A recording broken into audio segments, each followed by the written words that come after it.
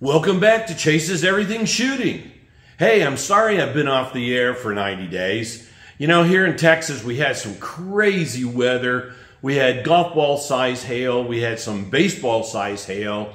I lost the roof on my house. I lost the roof on my shed. I didn't lose it, just got banged up and dented up and holes and all that kind of stuff. And our fence got blown down. So I've been really busy trying to put that stuff back together where I could get back on the air. So we're there. So we're back. Let's talk about what's going on in the industry with primers. And before I go into that, I want to say, hey, there's a primer giveaway. There's 500 large rifle primers, 500 small rifle primers, 500 small pistol primers that'll be given away at no charge and shipped to you for free. So stay tuned, look for the information how to qualify, and we'll get those out to a lucky winner. All right, well, let's get to it. What's going on in the primer industry? I've worked really hard, made a lot of phone calls, a lot of emails, and I've gotten some inside information from a couple of people that work at several of the very large primer manufacturers. They have asked not to be recognized or disclosed because their corporations tell them that they can't speak to media. I don't look at myself as media, but apparently they do. So the information I've gathered and compiled in this will be information that came from them and some information I've gotten. So let's get to it. You know, this all really started in 2012. And the Sandy Hook shooting at the school really kind of started people thinking about what's going on, what's happening. At the same time, we had a presidential race going on and President Obama coming into office. There was a little bit of mass hysteria about what is he going to do? Is he going to limit assault rifles? Is he going to limit ammunition? Is he going to do this? So there became a little bit of a buying spree of ammunition and firearms. A lot of AR-15s started to be sold during those period of times because people were afraid the Second Amendment was going to be under assault. So 2012 is where it really started. Then in 2015, it kind of kicked in a little bit more when crime rates started to move and crime started coming up. The FBI reports showed that crime rates were higher and getting higher and higher. And people just started to go, oh, what are we going to do? So they started buying some more firearms and buying some more ammunition. And then in 2016, the crime rate went through the roof. And during that period of time, we had a presidential election coming. Hillary Clinton was the main candidate. Of course, President Trump, it was President Trump after the fact, but candidate Trump had no chance of winning. So everyone started thinking about what's Hillary Clinton going to do? And she was kind of a loose cannon on the Second Amendment. So there became a little bit of a buying spree, and it kind of ramped up. And closer to the election, it ramped up even more. During that election year, there were over 15.7 million firearms sold. So most of those firearms, from all the research, went to first-time firearms owners. Crazy, isn't it? First-time firearm owners, 15.7 million. By the time of the spree ending, there was over 35 million new firearms sold, and a good portion, a huge portion of that were to new shooters.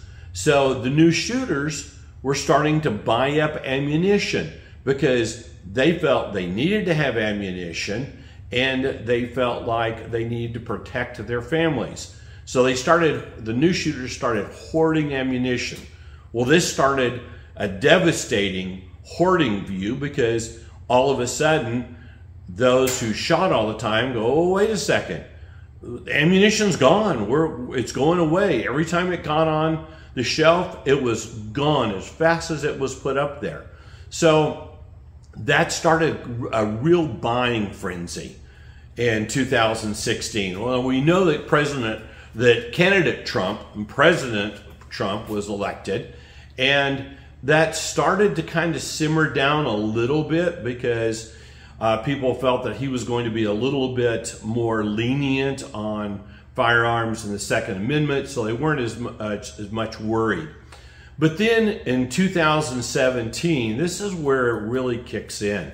In 2017, we had the Afghanistan war still going on, and that was kind of going crazy. And then we had an issue with the United States Army Lake City Army ammunition plant having an explosion. Their primer division blew up, and they knew it was going to take a year to rebuild it. So the government, the Army, okay, the military, went out and they started buying primers on the regular retail market. Now, they didn't buy our primers because the formulation for the Defense Department's primers is a little bit different. The brass is a little bit different. The striking, the power it takes to strike the primer is gauged differently. So it wasn't just, hey, we're going to buy all the primers on the retail market.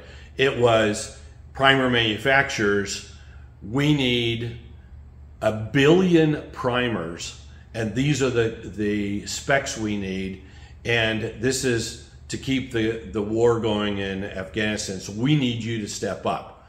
And like good manufacturers, signing a contract with the government was phenomenal. It worked.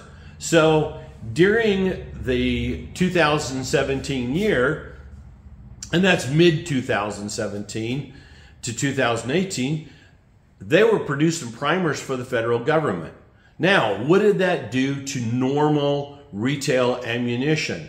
Well, it slowed it down, because if there's not primers, there's no reason to make ammunition.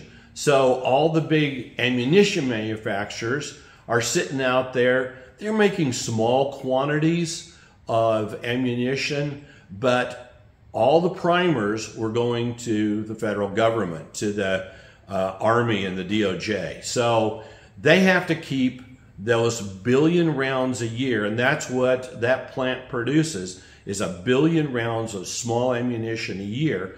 They had to keep that going until they got the primer division rebuilt, recertified, and up and going.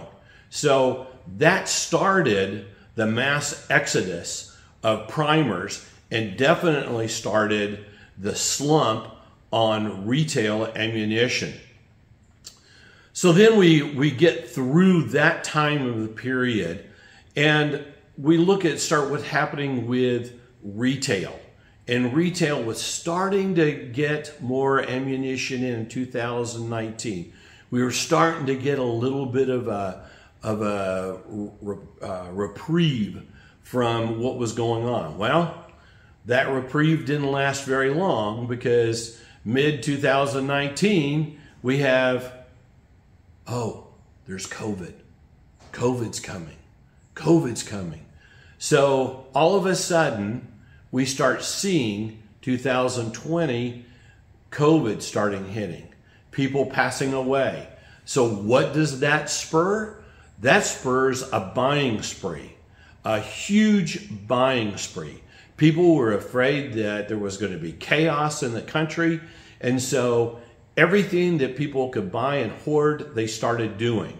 That goes for primers, ammunitions, guns, everything. It all happened during that period of time. Then in 2020, everything was just definite. We are going to have a pandemic. We are going to be in this middle of this pandemic. So people really started hoarding. There were 21 1.8 million firearms sold in that year. That's a huge number. And that's new shooters and that's old shooters trying to make sure they had the firearms and the ammunition that they felt they needed on the incoming pandemic and what was going to happen. Everybody felt there may have been some chaos coming, so they wanted to be prepared. Well, I shouldn't say not everybody, because there's a lot of people that don't like firearms. But those of us who do, that reload, that shoot, we all felt that, hey, we wanted to be prepared. So all of a sudden, there was a huge onslaught of purchasing firearms and getting ammunition and stockpiling ammunition as much as they could. So what we found is that over those 3 years, including the start of the pandemic and through 2022, there were, pardon me, over 60 million firearms sold during that period of time. It's a lot of firearms. People were buying firearms and they were trying to buy ammunition to go with it. So the shelves really started dwindling. Well, the fortunate thing that was happening during the pandemic is that they had gotten the DOJ plant up and going back in Lake City. So the primer market was now not being taken by the government, by the DOJ, I should say, and it was going back to regular retail ammunition. Well, the spin to that is that all of a sudden the federal government started buying ammunition and firearms to replenish their stocks for the Homeland Security. And you've got Homeland Security's got 16 different agencies underneath it, and almost every one of those agents has some type of law enforcement involved. So that primed a little bit more of, hey, we're selling all this ammunition to the governmental agencies, and that took a lot of ammunition off the shelf to the retail. Now, we saw in late 2023 that gunpowder had started to make, or 2022, I'm sorry, gunpowder had started to make a turn. They were starting to see more gunpowder coming into the market. We were starting to see more of the ammunition building products coming back. But primers were still gone and are very, very short allotments. And what you could find was really being sold at, oh man, exorbitant costs. And so that kind of closed down the market a little bit. There were a lot of people that still bought those primers because they felt that having the primers was smarter than not having them. Well, that really created an issue in the market because people thought that they could sell 1,000 primers that we paid, $55, $60 for $200, $300. And a lot of people bought them. So that really kind of messed up the primer market. It was already short to begin with, but that kind of messed it up a little bit more. So then we have that market starting to shrink more and more and more because the federal government, the law enforcement agencies, were buying ammunition. They were stockpiling. The IRS is buying $700,000 a year of ammunition. Okay? Now, you're going $700,000 a year. Yeah, what does the IRS need $700,000 worth of ammunition a year? You can't qualify with that much ammunition. They're stockpiling. If you look to all the different agencies in Homeland Security, they were also stockpiling. And so that created more of a shortage because they're not going to sell primers when they've got ammunition to make and they need primers for that ammunition. So the big manufacturers made ammunition and they didn't worry about the primer market because they needed the primers for themselves to sell the ammunition. So that created a huge shortage. And so then what we have is people trying to figure out how to make their own primers. And you know what? I've seen some good videos about that. Would I do it myself? I think I would if I had to, but it's a pretty tough thing to do. I mean, it looks simple enough, but really knowing how to do it, you've got to really do a lot of testing and experiencing through that formulation and pulling the anvils out and putting them back together. There's just a lot to that. And the primer's so small that it takes a lot of work. So, you know, we saw that kind of happening. Now, on my channel, a lot of people came to me and said, hey, why aren't we getting primers from other areas? And is it illegal to import primers? And that was one of the big things. And no, it is not illegal to import primers. And as you see right now, a lot of the primers on the market right now are from other countries. And that's a good thing because they're out there producing. They're not pushing as hard as with wars and things like that and the government buying. So there's an abundance of foreign primers. So let's talk about those foreign primer companies and what I see going on right now in that market.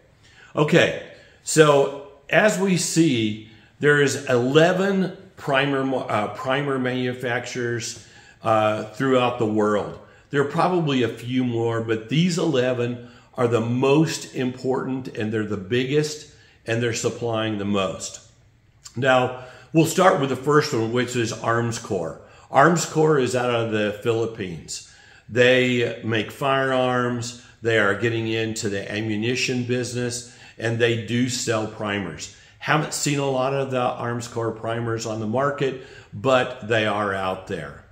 Now, the next one is Adventure Services. It's Services Adventuras out of Argentina. And I'm starting to see some of those being filtered into the United States. The reviews I've heard about them are very, very good. So, you know, it's kind of one of those things where we're going to have to learn how to use and test and see all these different manufacturers and make sure we get the good primers from the good manufacturers. Now, the third one is Cheddite. Cheddite is in France and Italy. A big portion of their business are shotgun primers. I personally love the Cheddite primers. They're consistent. I really, really like them for my reloading on my SL900. It just makes a great shell and they're very, very consistent. And then we have a new person to the market, which is Expansion Ballistics. And there was a huge amount of hype about this company. A Texas-based company up in the Dallas-Fort Worth Metroplex. They're going to make primers and ammunition, and they're going to fulfill this market that's been empty.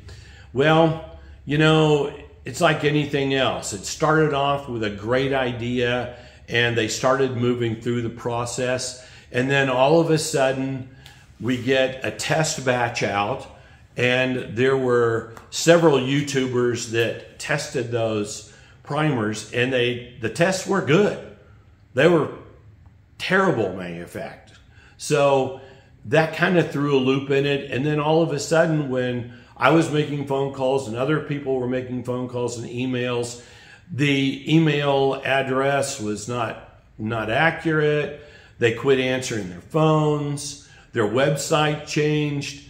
From what I last heard is there's some infighting within the corporation, and they're not going to go anywhere for a long period of time.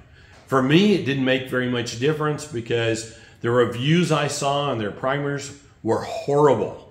So, you know, it's kind of one of those things where a primer is an important part. If it's not good, don't need to make the ammunition.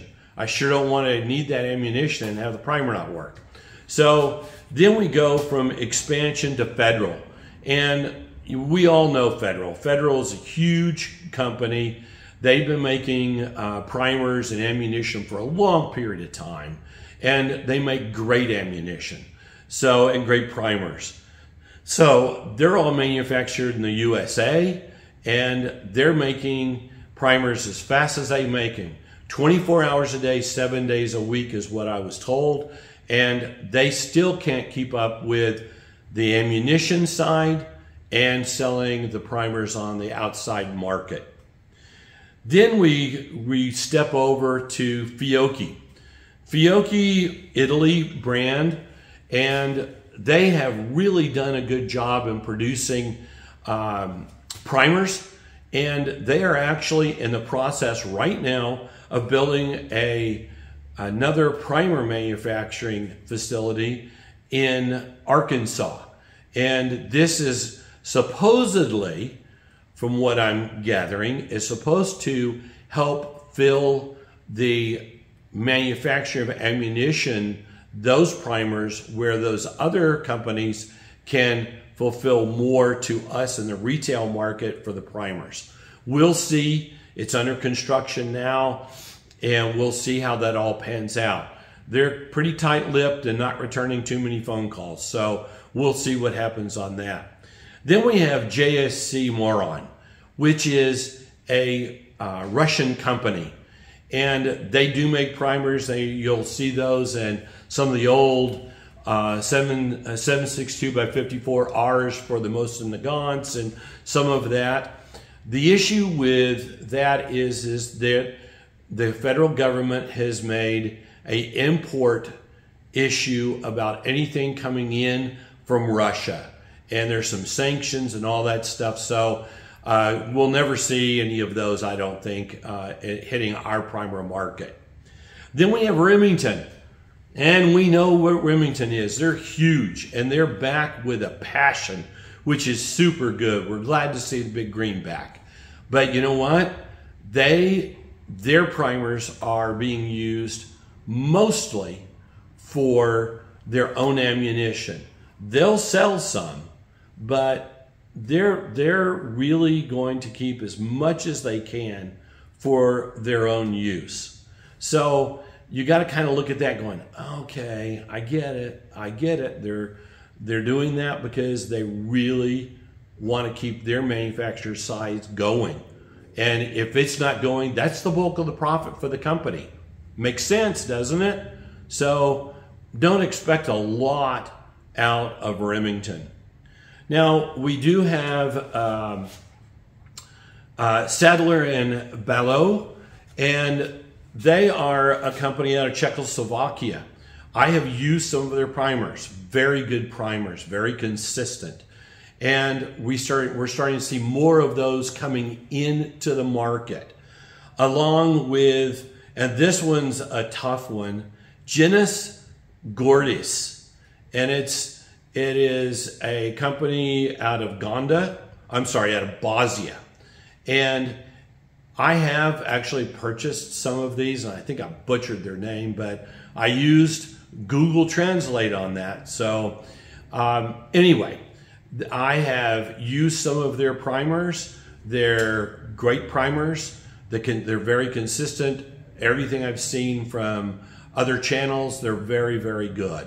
So another one of those outside the United States. Then we have ZSR. ZSR is out of Turkey. And personally, I've used ZSR also. Very, very, very good primers. I have to say, probably really one of the best I've used. The consistency is there, unbelievably, and the product is very, very good. So it's kind of one of those things where you got to kind of look at it and go, there are some manufacturers. We're starting to see more online. We're starting to see things starting to come back. So we're going to need to kind of get used to using other manufacturers other than American manufacturers until they get caught up and the federal government doesn't buy as much ammunition as they're buying. So I see that starting to happen. I see primers getting better. I saw CCI primers for the first time on the shelf about 30 days ago. So they're starting to come back, but we're still in a deficit.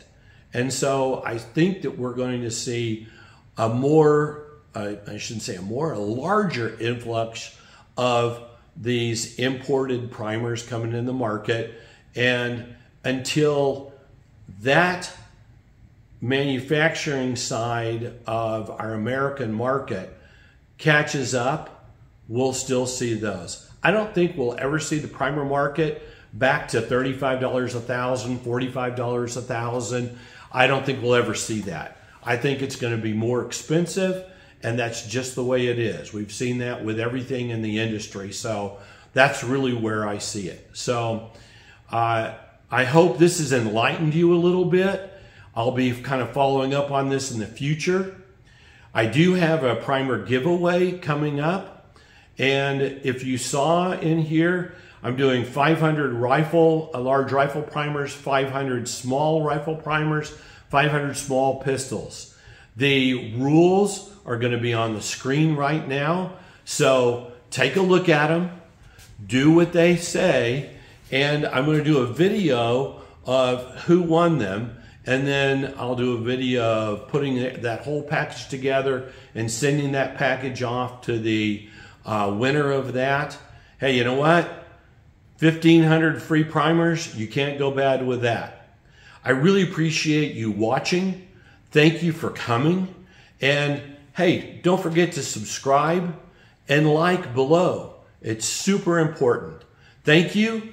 We'll see you in the future. We've got a bunch more videos coming out. They've been in the can here, and we'll get them out real quick. Hey, thanks again.